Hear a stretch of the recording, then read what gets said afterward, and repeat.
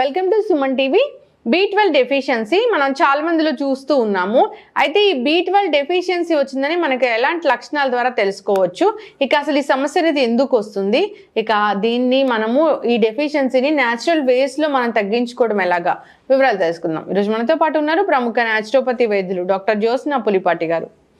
Doctor గారు నమస్తే అండి. నమస్తే లక్ష్మి గారు. డాక్టర్ గారు, B12 డెఫిషియన్సీ అనేది మనము జనరల్గా విటమిన్ డెఫిషియన్సీస్ ఇవన్నీ కూడా ఈ కరోనా తర్వాత వింటూ ఉన్నాం జనరల్గా, కానీ B12 Dలు బాగా ఎక్కువగా వింటూ ఉన్నాం, చాలా ఎక్కువ. సో ప్రధానంగా B12 డెఫిషియన్సీ వచ్చింది, మాకు ఈ లక్షణాలు కనిపిస్తున్నాయి అంటారు. ఎలాంటి లక్షణాలు కనిపిస్తే B12 డెఫిషియన్సీ ఉన్నట్లు? సో B12 డెఫిషియన్సీ అండి మెయిన్గా లక్షణాలు వచ్చేసి బాగా నీరసించడం అనమాట. మెయిన్గా B12 ఏదైతే ఉందో కొబాలమైన్ వైటమిన్, సో ఇది వాటర్ సాల్యుబుల్ విటమిన్ అండి. అంటే మన బాడీకి మనం అందించినా కానివ్వండి, మన బాడీ ఎంతవరకు కావాలో ఉంచుకుంటుంది, తర్వాత వాటర్ యూరినేషన్ నుంచి కూడా వెళ్ళిపోతూ ఉంటుంది అనమాట. సో అది మన బాడీ స్టోర్ చేసుకోలేదు, కాబట్టి ఇది కంటిన్యూస్ గా సప్లై అయితే చేయాల్సి ఉంటుంది. అండ్ మెయిన్గా B12 రోల్ తెలిస్తే అసలు అది ఏం చేస్తుంది అన్నది ఈజీగా మనకి లక్షణాలు అనేది తెలుస్తాయి అన్నమాట. సో B12 అనేది మన ఎర్ర రక్త కణాలు RBCs ప్రొడక్షన్కి చాలా చాలా ఇంపార్టెంట్ B12 అనేది. కాబట్టి రక్తం ప్రొడ్యూస్ అయ్యి తర్వాత మన మొత్తం శరీరంలో అంతా కూడా ప్రాపర్ ఆక్సిజన్ క్యారీయింగ్ అనేది మన RBCసే చేస్తాయి అన్నమాట.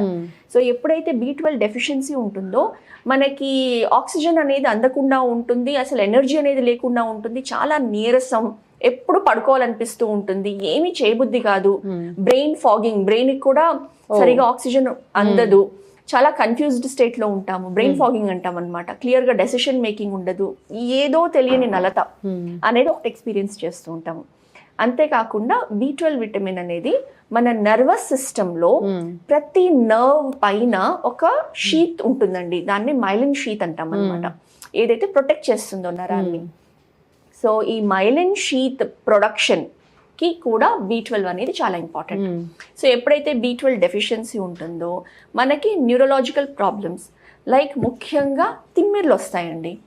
సో మనకి వేళ్ల చివర్లు తర్వాత పాదాలలో కూడా ఈ చిన్న చిన్న నర్వ్స్ ఏవైతే ఉంటాయి ఫస్ట్ ఎఫెక్ట్ అవుతాయి అన్నమాట.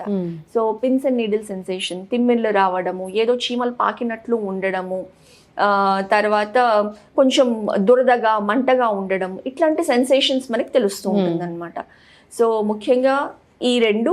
ఇంతే కాకుండా ఎప్పుడైతే మన కంటి చూపు ఆప్టిక్ నర్వ్ ఏదైతే ఉంటుందో అది మన మెయిన్ నర్వ్ ఏదైతే కంటి చూపుకి రెస్పాన్సిబుల్, సో B12 డెఫిషియన్సీ ఉన్నప్పుడు కొంచెం బూజర్గా కనిపించడము, క్లారిటీ లేకుండా ఉండడము, కొంచెం క్విక్గా సైట్ పెరగడము, ఇది ఒక లక్షణం అనేది కూడా కనిపిస్తుంది.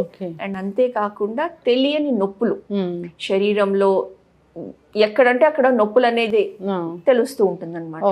సో ఇవన్నీ కూడా B12 డెఫిషియన్సీ లక్షణాలు. సో మరి డెఫిషియన్సీ వచ్చింది డాక్టర్ గారు, మీ డాక్టర్ దగ్గరికి వెళ్తే మీరు చెప్పినట్లుగా సో బ్లడ్ టెస్ట్ చేస్తారు, దాంట్లో తెలిసిపోతుంది. సో ఎంతవరకు విటమిన్ టాబ్లెట్స్ అనేవి సప్లిమెంట్స్ అనేవి పనిచేస్తాయి, న్యాచురల్ వేస్ ఏమున్నాయి ఈ B12 కోసం? సో B12తో మెయిన్ ఇంపార్టెంట్ వచ్చింది మనం ఇందాక అనుకున్నట్టు వాటర్ సాల్యుబుల్, కాబట్టి అది చాలా క్విక్గా బాడీలో నుంచి వెళ్ళిపోతుందండి.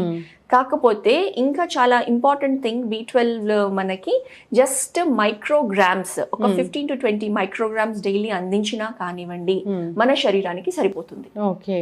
సో ఈ B12 అనేది మెయిన్ ఎక్కువ అందరూ అనుకుంటారు నాన్ వెజ్ సోర్సెస్లో మాత్రమే ఈ B12 అనేది ఉంటుంది. లైక్ కొన్ని ఫిష్ వెరైటీస్ ఉంటాయి, తర్వాత అదర్ నాన్ వెజ్ సోర్సెస్లో B12 అనేది అధికంగా దొరుకుతుందని.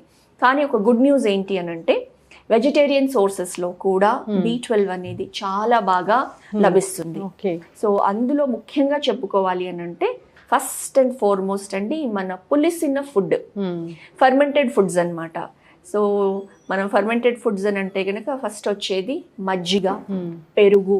ఎందులో అయితే లాక్టోబాసిలస్ అనే బ్యాక్టీరియా ఉంటుంది, గుడ్ బ్యాక్టీరియా, మన శరీరానికి ఏదైతే ఎప్పుడైతే మన గట్లో వెళ్తుందో ఆ గుడ్ బ్యాక్టీరియా ఉండడంతో B12 అబ్జార్ప్షన్ అనేది బాగా జరుగుతుంది. సో ఈ పులిసిన ఫర్మెంటెడ్ ఫుడ్స్, అందుకే చూడండి మనకి ఇడ్లీలు దోశలు అనేది వారానికి ఏ ఇంట్లో చూసుకున్నా కానివ్వండి కనీసం 2-3 సార్లు అన్నా ఇడ్లీ దోశలు ఉంటాయి. సో అనాదిగా మనకి ఇది ఒక కల్చర్ టిఫిన్స్ లో బ్రేక్ఫాస్ట్ లో అనేది మనం రెగ్యులర్ గా ఇంక్లూడ్ చేస్తాము. అండ్ దెన్ పెరుగు అనేది కూడా చూడండి, మనం ఖచ్చితంగా మన మీల్ అనేది పెరుగుతోనే ఎండ్ చేస్తాం. ఎంతో కొంత పెరుగు అనేది తీసుకుంటాం లేదా మజ్జిగ తాగుతాము. సో ఇందులో మనకి న్యాచురల్ గా B12 అనేది లభిస్తుంది. అంతేకాకుండా B12 ఇంకొక ఇంపార్టెంట్ వెజిటబుల్ అండి, బ్రాకలీ.